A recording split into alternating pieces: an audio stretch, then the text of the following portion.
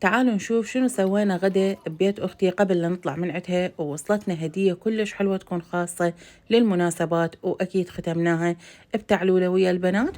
وأكيد الطريق ما ينتهي إلا بالآيس كريم السوفت، وأكيد من رجعت طلبوا من عندي السمك سموك. السلام عليكم ويسعد أوقاتكم وين ما تكونوا بكل خير وسلامة. وياكم رشا من مطبخ رشا، نبدأ بذكر الرحمن والصلاة على محمد وآل محمد. فيديو جديد وروتين جديد، يا رب إن شاء الله يعجبكم.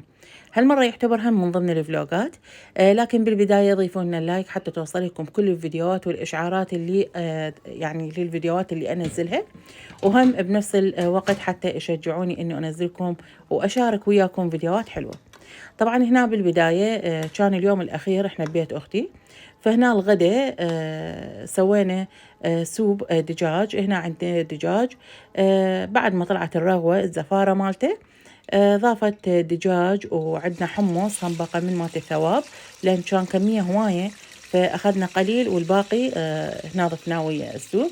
وضافت بصل طماطم ومبصرة بهارات هيك منوعة يعني. وأكيد بعتها لحد ما يعني انطبخت بشكل كامل. هنا طبعا بدأت تقلي بالدجاج، وأكيد هنا حنسويها تشريب. طبعا احنا كلش نحب بالبيت التشريب الدجاج، يعني احنا نحب الخبز أكثر من التمن، لذلك مثل دائما أكلاتي اللي أنا أصورها أو اللي دائما أسويها دائما تكون هي بالخبز بدل التمن. فأخواتي هم من نفس النموذج يعني، لكن أكل بعض من عندهم يعني أزواجهم أو عوائلهم يكونون هيك يحبون التمن. فهنا طبعا بعد ما جهز عندنا الدجاج وبدأ يكمل القلي مالته، هنا بدأت عالم تجهز الخضورات وتغسل. هنا عندنا فجل، وهنا بديت أني أسوي التشريب أو الخبز. وهنا همين بنت أختي دا تجهز الطرشي، وعالم دا تسوي السلطة. فمثل ما نقول هيك اللمة الحلوة الله يديمها علينا وعليكم إن شاء الله. حلوة هيك إنه كل واحد يسوي له شغله ويخلص الشغل بسرعة. فهنا همين بدأوا يسوون الطماطة والبصل وليمون طيب يكون وياها.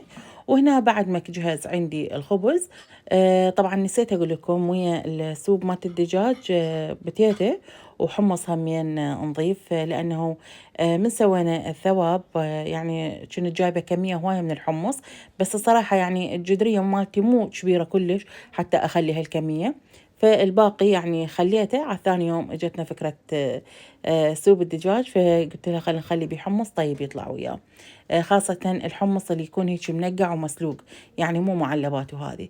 فهنا بدينا نشرب الخبز عندنا، وبدأ الدجاج همين يجهز حتى أقسمه عليه، وبعدها أكيد نقدم السفرة وياكم، وأكيد سهمكم العافية وربي يشبع كل جوعان. إنه أني دا أصوركم هذه الأجواء اللي تكون هيك حلوة لما نجهز الغداء.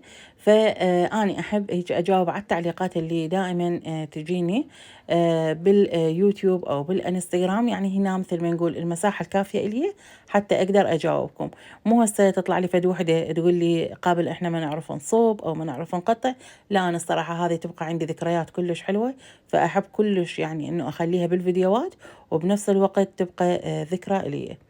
هنا طبعا بعض التعليقات اللي وصلتني على الشوربة اللي سويناها، أكو يسموها الآش وأكو يسموها غير أسامي، أو شيلان الزهراء أو شيلان الزهرة أو 7 حبات، أو إلها مسميات هواية. بالنسبة إن إحنا ما عندنا اختلاف يكون هيك يعني واضح وكبير بالطريقة، وإنما الاختلاف هي بالمسميات. فأنا الشوربة اللي سويتها وياكم بالثواب هي هذه ال7 حبات أو شيلان الزهراء أو الزهرة عليها السلام، يعني هي هذه المكونات مالتها. تزيدون تقللون هذا شيء راجع لكم على حسب الموجود كل وحدة ببيتها، يعني مثل ما نقول زيادة خير. أما بالنسبة للآش، أكو بنات يقولون هذه الآش، هذه مو الآش، لأن الآش تنضاف إلها خضورات مثل اللي سويتها العام. ضفت سلق، ضفت شبنت، هذه كلها تنطيها نكهة وتعزز النكهة أكثر وتكون طيبة. لكن الشوربة اللي أنا سويتها تختلف عن الآش. هذا جواب لكم. هسه نرجع للفيديو مالتنا. طبعا شفتوا الترتيب، ورب يديم لمتكم ولمتنا إن شاء الله، بركة الصلاة على محمد وآل محمد. وهنا نشوف شنو وصلتني. طبعا هذه الهدية الحلوة وصلتني قبل لا أسافر جورجيا، لكن أنا الصراحة منزلتها بالإنستغرام وناسي إنه أنزلها هنا باليوتيوب، فحبيت هنا أشاركها وياكم، اللي هي من عشق جاليري، اللي دائما يدزوا لي الهدايا الخاصة بالمناسبات بالأعياد، مثل الرمضانيات أو العبارات اللي تتخلى على السفرة، على المواعين يعني أو الصحون اللي تكون بشهر رمضان. هاي السوالف كلها موجودة عندهم، فحخلي لكم الرابط مالتهم، أي وحدة تحب تاخذ منهم شغلات موجودة. هنا بعدين ختمناها بتعلولة حلوة. هنا عندنا هذا الكيك أو الكب كيك اللي يكون هو من يسمة، اللي تكون تابعة الخبز الريف. وهنا عندنا همين حب عين الشمس والفواكه، وأكيد بحضور الشاي العراقي من عيد مهندستنا.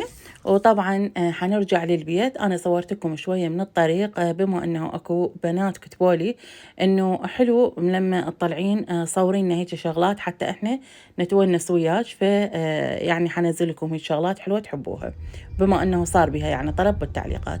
فطريق الرجعة يعني هيك حصوركم شوية مقتطفات، وبعدها هو هم حياخذ له عشاء أخويا، وبنفس الوقت حيجيب لنا الآيس كريم السوفت همين على الطريق.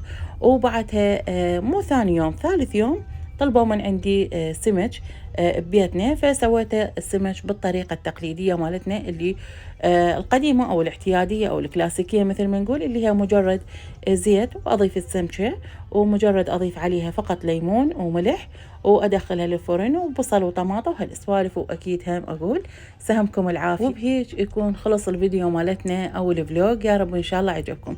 طبعا هو تأخر عن الجزء الأول اللي كنا ببيت أختي، لأنه صراحة من رجعت لبيتنا يعني شوية هم تمرضت مرة لاخ، شوية هيك يعني أخذت برودة وصارت عندي سخونة كلش قوية، يعني مو فلاونزا بس هيك سخونة وتعب يعني هيك فد مرة، بحيث ما أقدر أتحرك، هيك جسمي أحس كله مكسر.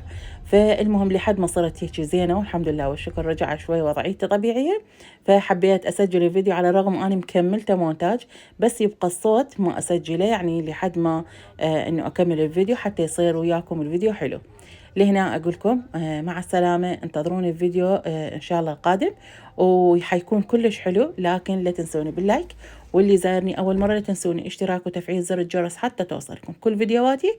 ومع السلامة. الإمام أمير المؤمنين سلام الله عليه عند دعاء من أدعيته من أروع الأدعية، يقول اللهم إنا نحمدك على ما كان، اللي صار نحمدك عليه بخيره وبشره، ونستعينك على ما يكون، يعني ايش راح يجيب لنا الزمن ما ندري، نطلب إعانتك عليه، نطلب رحمتك. ونسألك المعافاة في الأديان كما نسألك المعافاة في الأبدان.